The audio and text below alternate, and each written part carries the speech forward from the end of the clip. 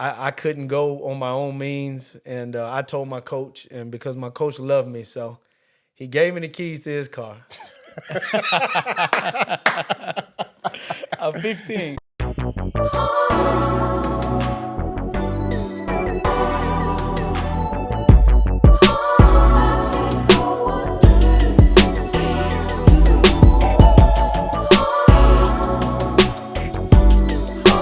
Welcome back to the Playbook. I'm your host, Lion. You're with my co-host, Mystery and Doc Smith.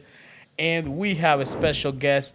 Doc, let us know who we have here with us today. We have the spectacular Michael Clayton with us here today on the Playbook, and we're just going to talk about some Playbook topics and some positive stuff. You know, giving back to the community, mentoring, and things like that. I don't want to miss some of these things that are, I think, relevant for the intro. So I'm gonna Go ahead, Doc. Go ahead and read this off. But so Michael Clayton, as most of you probably would know, he's a former American football player, NFL wide receiver. He played for 8 seasons total, but he's best known for his times with the Tampa Bay Buccaneers here in the TPA. You know, the Bucs, who are actually now Second round. Yep, second round. Second round playoffs. So you know, Great performance last night. against the Eagles. I was impressed. You know, so go Bucks. But then Michael was he's actually a first round draft pick in '04. Had a great rookie season. Before the NFL, he actually played for LSU. We're both Louisiana. A lot of people don't know that about me because I grew up all over the place, Germany, Alaska, but I'm from New Orleans, so we're both Louisiana boys. You know what I mean? And Mike played for LSU. During his time at LSU, he also set a school record for career touchdown receptions with 21 receptions. First team All SEC selection in 2003. Drafted 15th overall by the Tampa Bay Buccaneers in '04. Strong rookie season, 80 receptions. And for my football people, a lot of them out there watching, you'll understand and appreciate this. For 1,193 yards, 7 touchdowns, and earning him Pro Bowl honors, which is fantastic. Played for the Buccaneers until '09. And I knew you got a Super Bowl ring with the Giants, though, right? In 2012? I did. Was that? It is. There it is. Oh, yeah. Nice. For the Playbook. Nice. I appreciate him bringing the hardware by for the Playbook. You know what I'm saying? It's always good to be in the presence of a Super Bowl ring and Super Bowl royalty. I love it. So finished his career with 223 receptions, 2,955 yards, and 16 touchdowns. And now, to where we are now, post football, where we came to be affiliated and associated. I'll let him tell you a little bit about that as well. But we ultimately, he's worked as a financial advisor, motivational speaker, an entrepreneur, a businessman, has several businesses, successful businesses. And then ultimately, he also founded the Michael Clayton Foundation, which helps underprivileged youth. And that is, like I said, where we, something we definitely have in common because I'll tell you, before we give the mic over to Mike, I've been a mentor, as like most of you guys know, mentor big brother. I've been in the program for like decades now. My last mentor, shout out to him, Romello Jones. He actually went to Plant City High School here, and then was recruited to play for the Naval Academy. Ended up switching up, and he's actually playing at the Citadel now. But Mike was nice enough, to surprise Romello one day and come over with his son and just talk to him about like life and football and some stuff that was invaluable that Romello will always remember. And I'm thankful for him coming by and doing that for me because it means so much coming from somebody who's walked the path. So Mike, tell us about what you have going on now. And Yeah, well, I've kind of been a revolving door of businesses, doing television and radio and public speaking and writing books and things of that nature. And right now I have a business where we clean buildings, commercial and residential. So I'm on the forefront of, county contracts and, shaking hands and kissing babies now in neighborhoods and soliciting jobs and things of that nature. But it's a very lucrative business. It's hard work, something that, when you play 8 years in the NFL, 20 years of football, you're accustomed to hard work. Right. You don't find a lot of people who are former national champion, former Super Bowl champion in my business. So That's it actually correct, separates me from the other 500 companies that are out here cleaning things. And when people hear, a former Buccaneer player, that kind of gets me in the door. So I use what I've done and taken my career path to put it forth to help me in business, and very fortunate and very thankful. You know, I kind of use my business as a medium to spread the gospel. I bring my Bible with me everywhere I go, and you know, those who are willing to hear the Bible and hear the doctrine. I sit in driveways and minister to my clients, you know, for hours at a time. Sometime if they would like to listen. So it's a very interesting business. Like I said, you got to work hard at it. You know, you don't make it to the NFL because you don't pay attention to detail. And my business now is all about paying attention to detail, and it really sets you apart. And we're accustomed to that, and for that, we've been very fortunate these past 4 years. That's right. That's fantastic. Got a quick question from you. From high school to being a Pro Bowler in the NFL, you had an amazing rise. I saw your highlight reel from high school, which is just insane. Man, if Instagram was a thing, then it would have been, you know, Yeah, he was. I mean, you quarterback and everything. It was just insane. So, but what fueled that initial drive? How did you? What gave you that motivation? Well, you know, we love the game of football. You know, coming up, my family from Mississippi. You know, my cousins were all from Mississippi. I was raised in Louisiana, but holidays and weekends, we were in Mississippi, and the pastors, you know, my grandfather owned 5 acres, and we played football from the sun up to sundown, you know, and that's really all we did, 17 grandkids, and awesome. we tore the grass up. So you didn't have to, you know, my dad didn't have to tell me to go out and practice and do those things. It's just something naturally, as an inner city kid, you know, you got out and you played, and when you were good at something, you know, you loved to do it. So the drive came when I realized that playing with my older brothers and my older cousins, I was on another level when I was playing with my age group. Yeah. You know, and so, you know, when I got to organized football at the young age of, you know, 7 years old, I was, you know, towering over people and dominating from that point on. And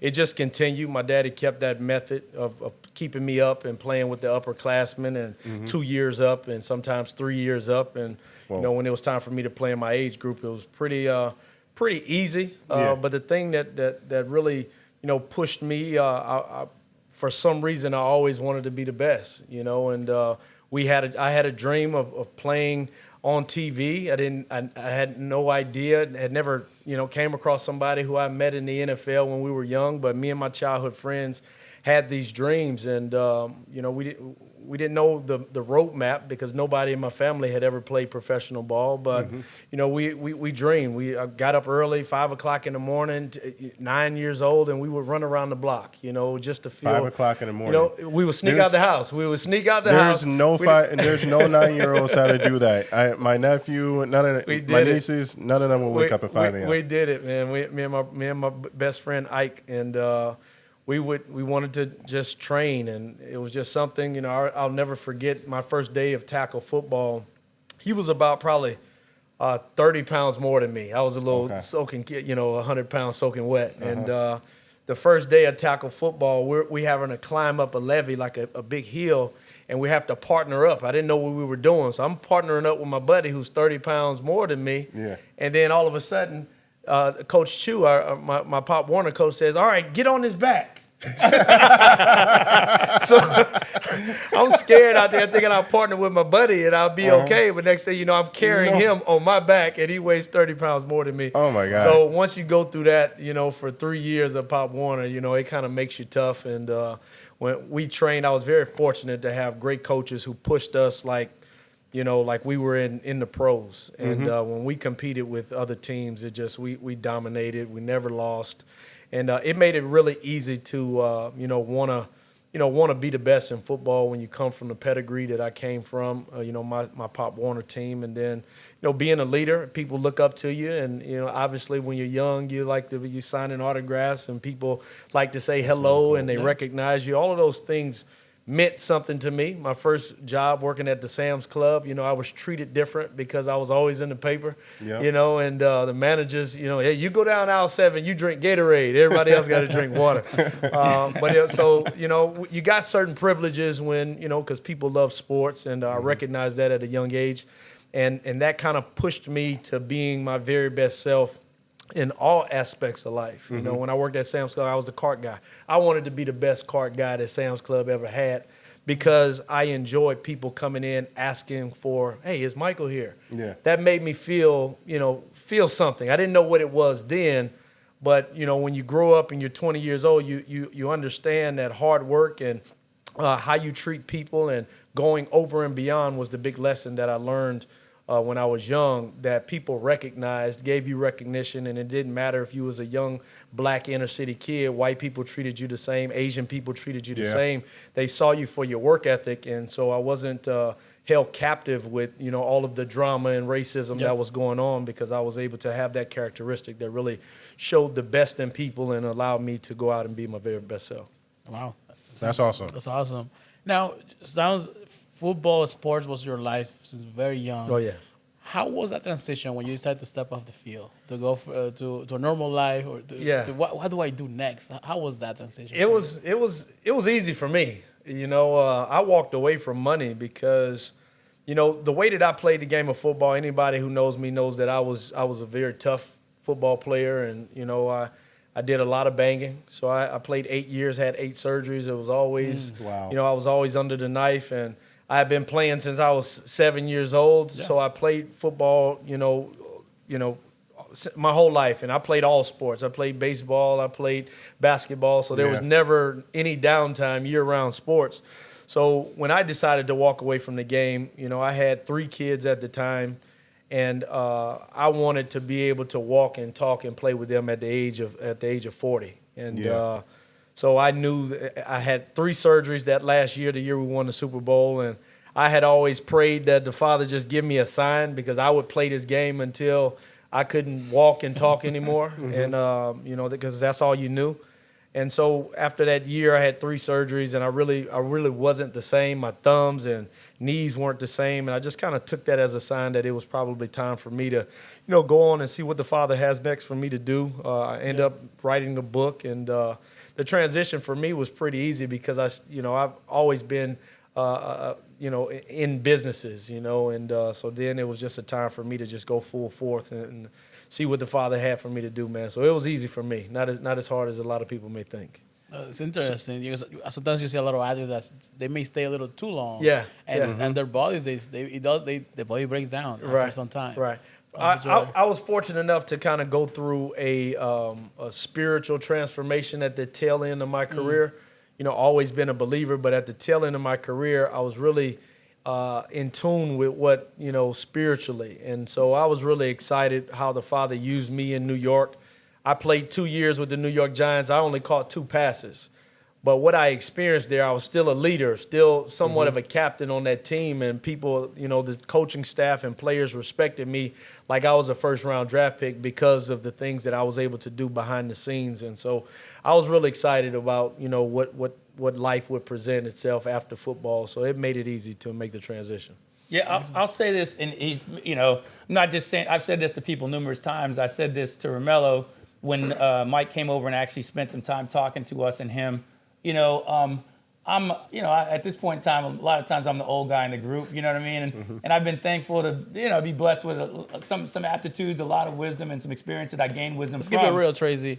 You can go harder than some of those young guys out here. If you don't know, Tracy's a great dancer. Right? Oh, no, I know it. You'll see Tracy doing spins.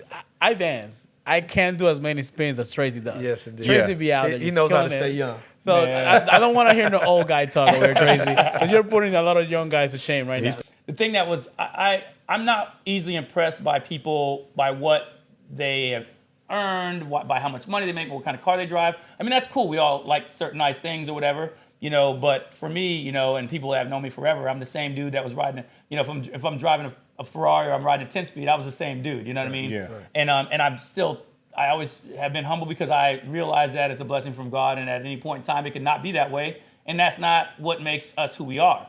But I will say this, it's really kind of cool to listen to Mike talk to Romello, because I realized that he was gifted by God, because he has a wisdom infinitely beyond his years, you know what I mean? And so we know people now that are 50 years old and they sound like they're 14, I know that you have given back in a lot of instances. One of them I wanted to touch on was coaching. What made you want to do that? And also, how did you reach certain kids? And I'll get to that part in a second because I coach as well.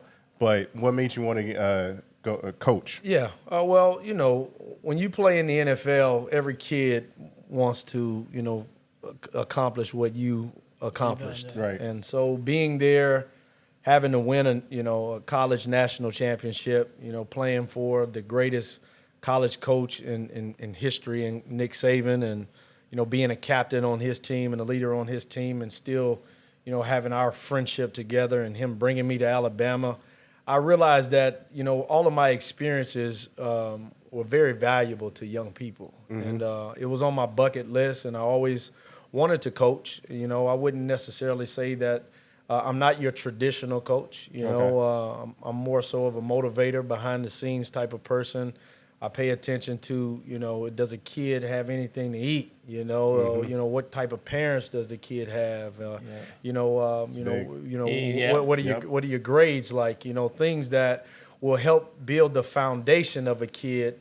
I probably, and has nothing to do with football. So I just wanted to put what I had experienced and just put that in the lap of kids, and, just to be able to see on a day-to-day basis young people, just strive for greatness. And, my little input had a big impact on those kids' lives. I wanted to do it. I got an opportunity, got a phone call to be the head coach of Plant City High School. And, I hesitated for a day or two, and then I said, all things happen for a reason. Let me go ahead and check this off my bucket list. And it was a wonderful experience. We only won 3 games, but we had the youngest team in the division, and but I didn't have a quarterback either, so that kind of played a big part, and had some seniors that missed the first 3 games due to injury. So we, not making excuses, but we became very competitive. We won some big games. We beat Hillsborough High School that year, and it was something that I never regret. Being able to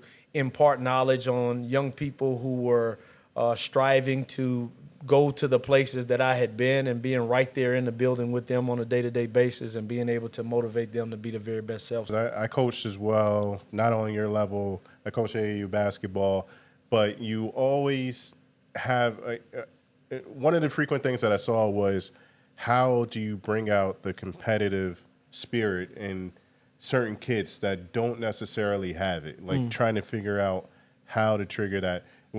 Did you encounter that issue? I didn't come from that pedigree. Okay. Either you wanted it or you didn't. Yep. And so the way that I went about it is, I was the same every single day. If we lost 4 games in a row, I was the same every single day. So the intensity level was always high. Absolutely. I wanted to make sure I was the water boy. I was sometimes the trainer taping ankles. I was, the equipment guy. I washed the clothes every day. I cleaned the locker room, and I didn't have any help. I was all by myself, and so I wanted the kids to see someone take responsibility and work ethic and do it every day. Wow. And if I can't lead you to be your very best by my actions, then it's probably not in you. Okay. And so, I was very, when a kid, and one thing about public school, you can't really preach to kids, but I wasn't that way. If a kid wanted to, it's in me. So when I'm coaching, I don't have to say anything in the Bible to be speaking scripture to you, and so that was my thing. Be the same, be consistent every single day, be what the kids need. I did baby some. I had to realize that not everybody is as talented, and don't put this kid with that kid. He may get hurt, things of that nature, and pay a little bit more attention. Go sit in the locker room of this. Go sit in this kid's locker and spend a little bit more personal time because he has a background that these kids don't have, and he may need a little bit more. So I just put forth my best effort, whether it happened or not, was really on the kid, and. That was my experience. When you have over 50 kids, it's really tough to get to everybody. But I make sure that I come from the pedigree that you're only as strong as your weakest link.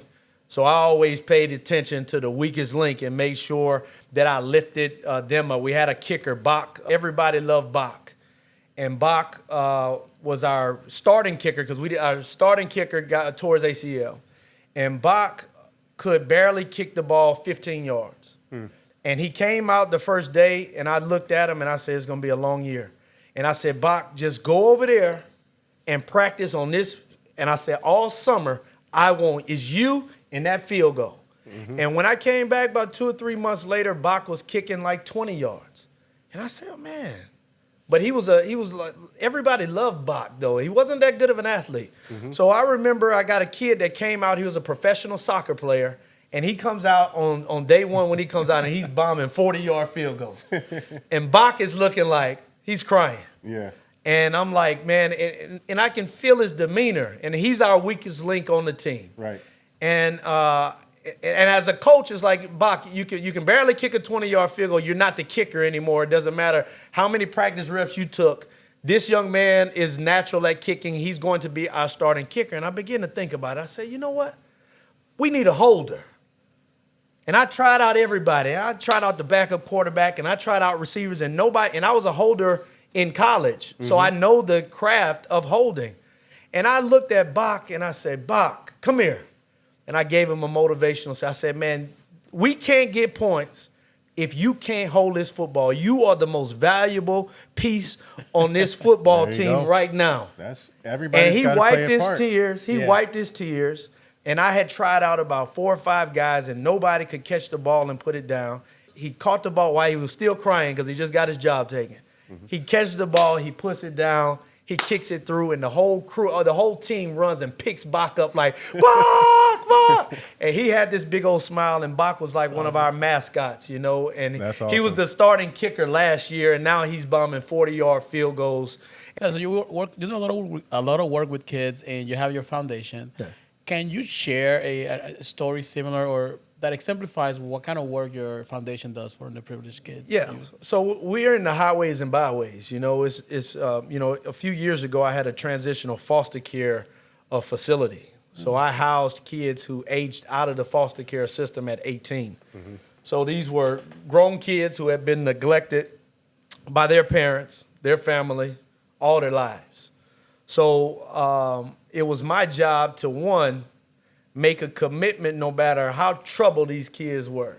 And, you know, these are neighborhood kids, and, you know, in the streets of Tampa and West Tampa, it can get a lot rough, you know. And so me being where I'm from and, you know, being a football player, I had certain privileges walking in the middle of the hood than other people. So I could go to the drug dealer, and I can go to the old heads on the block, and I say, hey, man, these are my kids. When they come out here with y'all, send them back. This is what I'm trying to do for the community. Help me help you. And there were many times where the Bucks would give me like 30, 40 tickets, you know, to go get inner city kids. And I'll make sure them guys that are out there get 10 or 5 to 10 Bucks tickets, and, you know, just building a relationship with the community. But that was one of my in the trenches moment. I had that facility for about 3 years where I had over 12 kids. Wow. And it was my job to be, you know, dad and big bro on a day-to-day basis. Wow. And, you know, and I had a family too. So, you know, the Father led me to do that because you really, you know, anybody can give money. You know, anybody can go in and motivate and have one speech and feel good about yourself that you said a few good words that maybe motivated a kid.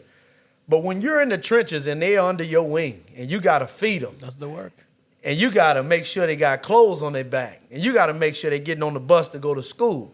You know, all of these things I wanted to experience. And it made me have a larger respect for, you know, service workers or community service workers and, you know, those people who are working for $20,000, $25,000 a year and having to manage these same kids. It helped me get a real life perspective of, you know, if I had to do it all over, what would I do? I would take $1 million and I would build a facility so nice with record studios, gyms, pool tables, TVs. I would build something so luxurious where those kids would not want to get back in the streets. They would want to, and just build a surrounding around them that will propel them into life. And I wouldn't have had that vision, which one day I'm going to do it. But I wouldn't have had that vision unless I put myself in the fire, and I was very thankful for that.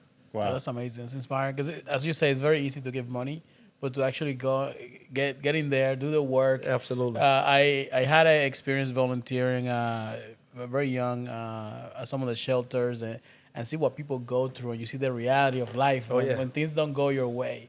And you're on the streets, you have nowhere to sleep. No, you don't know where your next meal is gonna come from, and that's an eye opener. That whenever you get a chance to help people, you just do it. Yes, absolutely. I got a kid. One of the kids that was in my program, he's in prison now, and he calls me every day. And it's like when you've done a good work. When and I told him, this is where you're gonna be. Yep.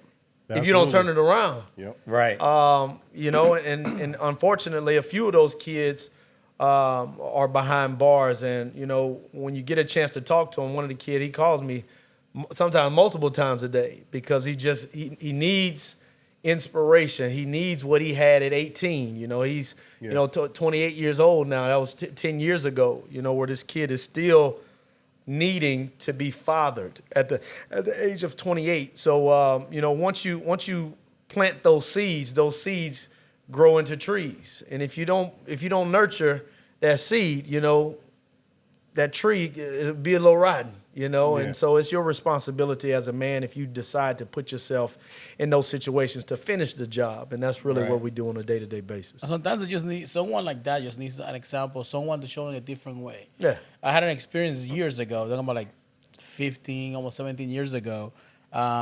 If a family member of a great friend of mine came here escaping a really bad situation, didn't know any better life, to the point that he would never walk anywhere, or if we go out to like a bar or a lounge or go out to eat, he would want to be next to a wall because he doesn't know who's coming behind him. Right. So that was the situation. Right. Nowadays, we're showing a different way to live. Like, you don't have to worry about that. This is how you make friendships. This is how you do this. You can go get an education.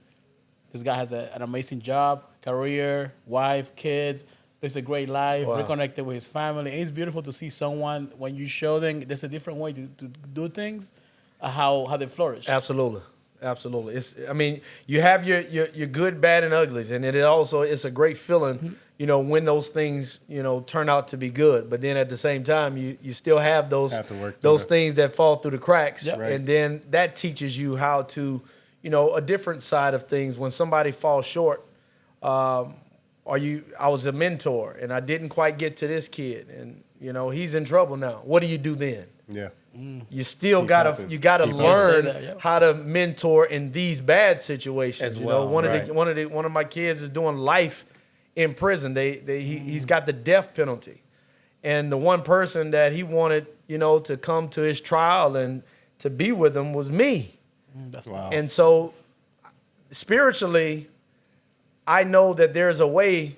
You may not have a chance in this life, but for the next life, I can help you get there through repentance and teaching you how to be honest, and so that you can come to terms with whatever you did. I'm not going to ask any questions, but here's what you need to know, that once your grace period is over with, you make sure you enter into the kingdom. And because you wanted me, I don't find it ironic that you wanted me in your life in these tough times. So that's when we use opportunities to minister the gospel and hopefully turn those kids around that way. Well, something that you said when you were talking to Romello, like he kind of looked at me and his mom did, because I talked to, like, I've been mentoring for a long time, kids from different programs, different walks of life. Right now, the program I'm in is under Hillsborough Education Foundation. It's called Take Stock in Children. But basically, like, I try to tell people one of the things besides, how to be positive, about God's positive influence in my life, is also about like consequences and plan A, B, and C. I always want to make sure they have a plan and not just flailing through life aimlessly. And I'm like, you can change your mind, but what do you want to do, and how do you plan to get there? But one of the other things that I initially start to talk about also with mentees is like actions that have consequences. And sometimes people get it, like you said, and sometimes they don't, or sometimes they get it too late. But Yeah. you know, but that was one of the things that I, you know, because I've known people that came from humble beginnings and became successful because of business endeavors or because of athletics or because of entertainment. And like you see it in so many, like it was Allen Iverson that was always in trouble because his boys. Right. You know what I mean? It's like I don't believe. You know, my mom always tells this story. One time we were visiting New Orleans when my dad was stationed in Texas, and I went back and there was a kid in the pool who was handicapped. He was missing an arm and part of his leg. And kids can be cruel and ugly if their parents don't teach them any different. And that's just never been me from even, I don't have it in me to treat somebody different because of anything about them superficially. If they seem like good people, then we're boys no matter what, you know? And she was like, you know, she was really proud because the kids were like talking about the kid and staying away from it. I went over and hung out with them and played with them and made friends, you know? But I said to say is that like, if you're my friend, if you're my people, it doesn't matter how much money you make, how smart you are, where you come from. But you also have to realize that sometimes at some point in your life, if you're aspiring for like success or to move ahead, sometimes the people that where you came from will be bad for that. So, I mean, what do you kind of tell them when that's kind of the situation that they're? I mean, I have a testimony where, you know, when I grew up, there were kids who were bigger than me, better than me, faster than me, that should have experienced the 8-year, 10-year career in the NFL, but they went to jail. Or they got caught smoking weed in high school, and their career was over with. So I have the testimonies to say, hey, they should have been where I am, and now they're working this job or that job or no job. And so that's really the goal. I had to let people go. I was taught by the great Derrick Brooks. When I got drafted, he said, Mikey, I'm going to tell you one thing. He says, in this business, you got to learn how to love to say no. He said, you got to say no more than you say yes. I didn't know what it meant. I'm a young kid, didn't really come from money. Everybody around me was broke. And now I can help so many people. And it was when I looked at my bank account and I had given $1 million away, a little here, helping. Then you realize. I said, oh, you got to say no. And then the one thing that helped me, you know, grasp this moment is at some times in your life, you have to be selfish. And I say that, you know, with detail. I mean, I'm not saying, you know, in the negative connotation. It's all positive. Like, if I'm broke, who can I help? Right, exactly. So I was helping mom and dad in a certain way, and I paid for the house, and, you know, I bought them the cars, and I asked my mom and dad, you know, how much money do you need so you can retire and be good? Okay, it's X amount of dollars. Okay, so here you go, all right? And now I can't do no more. Now I got to build my wealth and my family. Right. So when I was able to say, hey, mom, dad, I've done all that I can do. I'm living paycheck to paycheck now because I put y'all first. Now I got to, you know, start over, and I got to do some things, and I'm not able to do that. When I was able to tell mom and dad, I can't do it, oh, it was easy to tell everybody else. Exactly. It was real easy to tell everybody else no. But that's just that's a tradition and a custom that we grow up with, kind of like snitching. Right. You know, it's part of the culture that, you know, this is what this is what your world, the world is going to say, and that's the devil's tricks to try to pull you back into the world. So you got to practice mental toughness, you got to practice character and integrity, and when those things are enforced, that saying no and walking away and keeping the right company, you know, becomes a little bit easier. Speaking of doing things for others, what's one thing on any one of the tiers that a coach has done for you that meant a lot? Ah, man. We'll be here all day. One thing that stood out, and this might not have been a good thing, but this went a long way in my heart. And when I was in high school, my high school coach, he came over my first year, my junior year. My high school coach, I wanted to go to Texas to, like, you know, one of the beach events in Texas, and San Marcos or something. Yeah, or Galveston or something like that. You know, it was a place I had no business being at the age of 15 or 16 years old. I promise you that.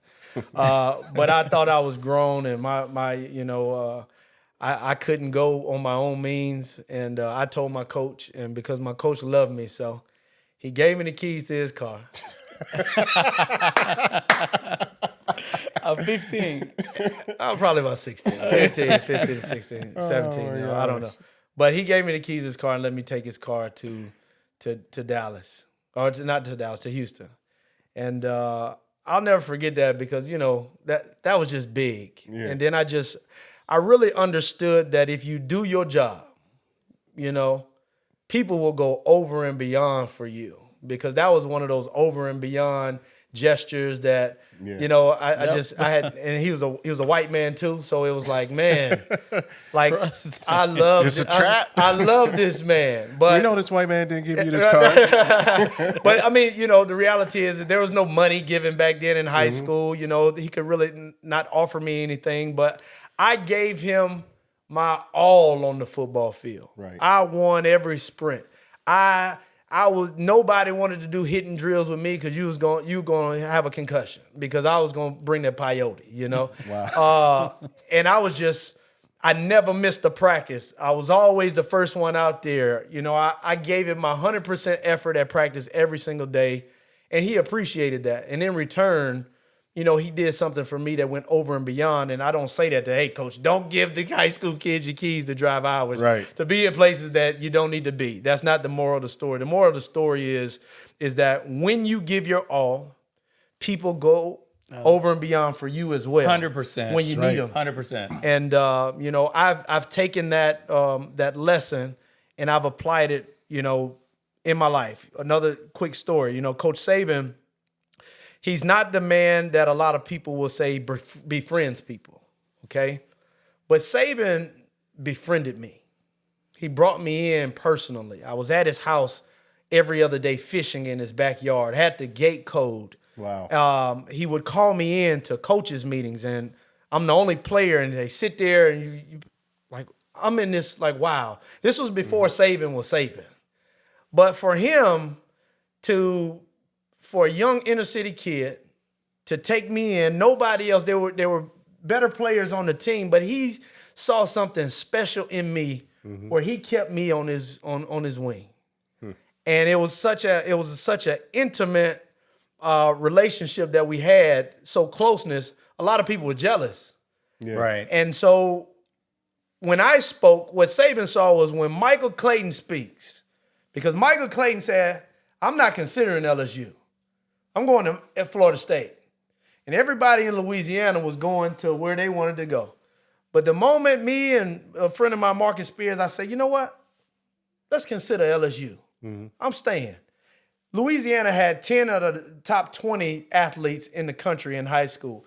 Every last one of them stayed because I made a decision to stay at LSU.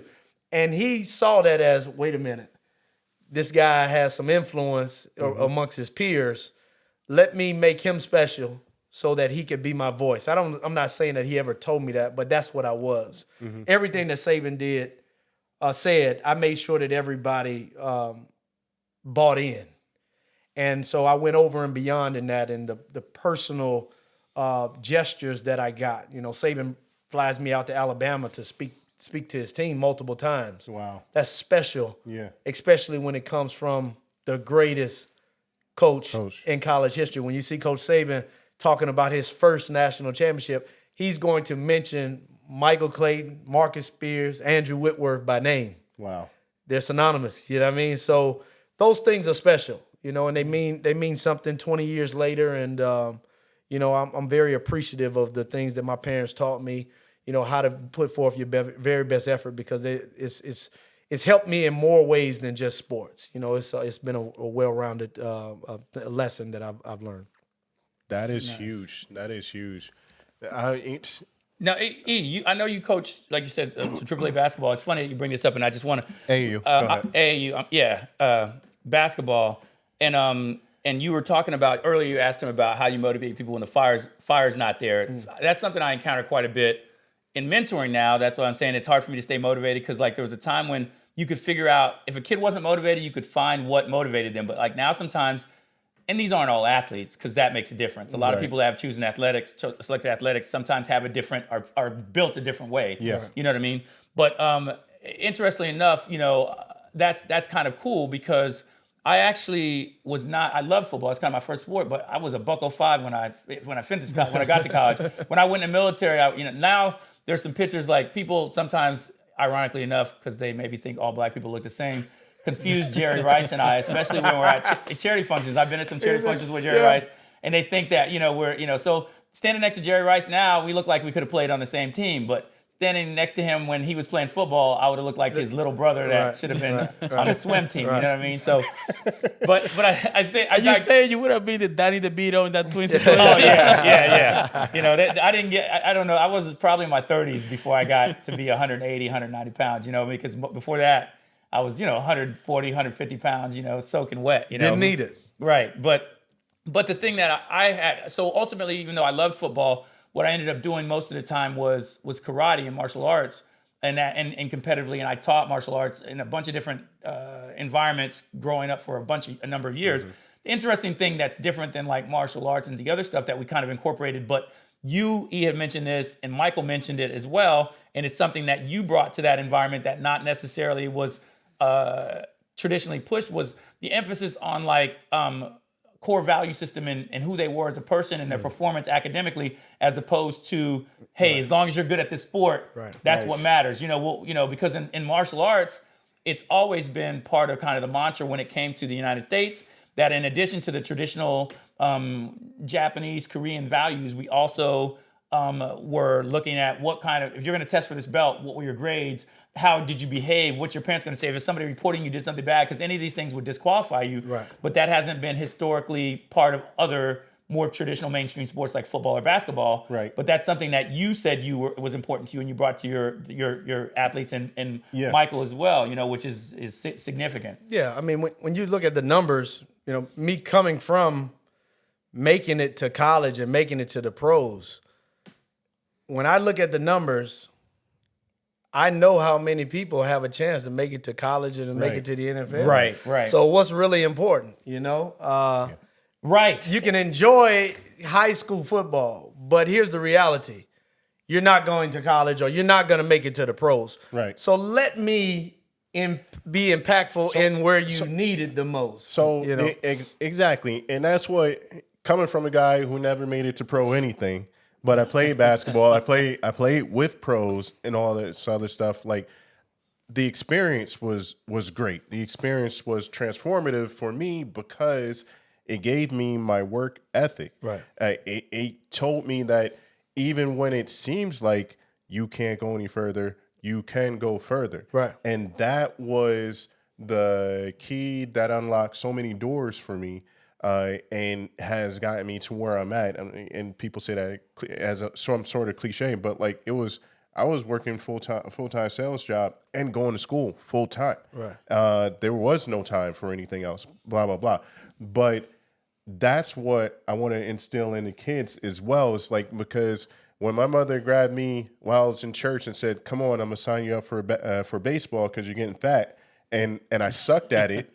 The first year, but at the end of the year, I was good, and I was like, "Yo, I'm gonna kill him next year," and I did. Right. And once I went to the majors, I was the best kid in the major leagues, whatever, for the little league. I knew that I could harness that work ethic because I was in the field every day. Right. I would call up my boy Tony, lived around the block from me. He's like, "Hey, you want to go to the park?" Yes. Or if he wasn't available, I go to the park and throw the ball up myself, right? And just practice. But going to the lab every day and that work ethic is what helped me harness success for me. So as a pro, if you've taken it to another level and you're people seeing that, so if you instill that in them, then they are able to create their own futures. Absolutely. Yeah, I mean, and I think we just said the same thing. Like, if a kid wants it, you can't want it for the kid. Right. If they don't have it in them, they're not going to be successful in what you're doing. Right. You can be successful in something else, but to play football is probably not going to be you. I was training kids, this summer. I didn't get detached, even though I wasn't the Plant City coach. Mm-hmm. I still brought the kids to the house, and I got a levy, and so we would wake up at 4 o'clock in the morning, and I would have a group of kids. All of the star players on the team would come, and we would, I would work them out. I'd bring my barbell. We would do some squats and hang cleans outside, and we would run up and down this hill. And there was one kid, C.J. McClain, and I could look at him and tell, when I coached him, he tore his knee. But he was one of the toughest wide receivers I had in my wide receiver core. He wasn't that big, short guy. But he had some quickness, and I said, man, somebody will give this kid a try. Right. Somebody. So this summer, when all of the star players stopped coming to Levy, because I don't take it easy on you. It's like, if you want to come and be great, this is what I went through. So if you want to walk in my shoes, You're going to have to do that and even more. you're going to have to do this. If you don't want to do this, it's probably not going to, I don't care how good you are in high school, probably not going to work for you. Yeah. But C.J. McClain was out there every day. And I was just, he texted me about a week ago saying, Coach, I got my first offer. Nice. And he probably had maybe about 10 plays this year. And he was able to get a scholarship. And it's like, Nice. That's beautiful. once you see, and this was a kid that was throwing the football up, in the park, calling me, asking me if I can come train him on the side. And I'm like, this is the attitude that Somebody wants it. that when they want it, the father sends to just, hey, here's a bone. There you go. And he finally got his bone. So I was very, those stories are just, when a kid wants it and they put forth the effort, what the father has for you, no man can take away. And when you put your best foot forward, it ain't D1, but it's an opportunity to go to school for free. Absolutely. And still play football, a game he loves, Play football, absolutely. So yeah, shoot. Michael, final advice you have for someone that may have dreams or may do something great, play sports or follow their dreams. What would you tell a young Michael Clayton in that situation at this moment? Wow. My main thing that I would tell people is never let your expectation be higher than your work ethic. I love it. I love it.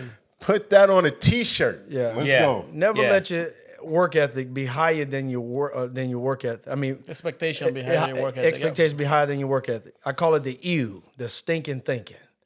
So if you want something, go work and put the work in, and you can expect to get the result that you're working for. Yep. Right. But if you're not working, don't expect.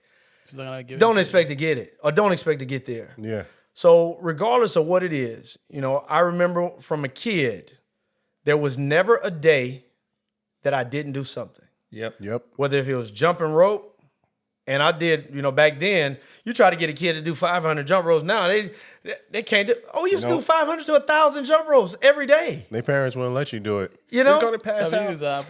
Whether it's push-ups, running around the block. We had these big things called strength shoes back in the day. Yeah, I remember. I pulled a tire for like 20 yards I had a rope, and my daddy made me this weight belt and pulled a tire.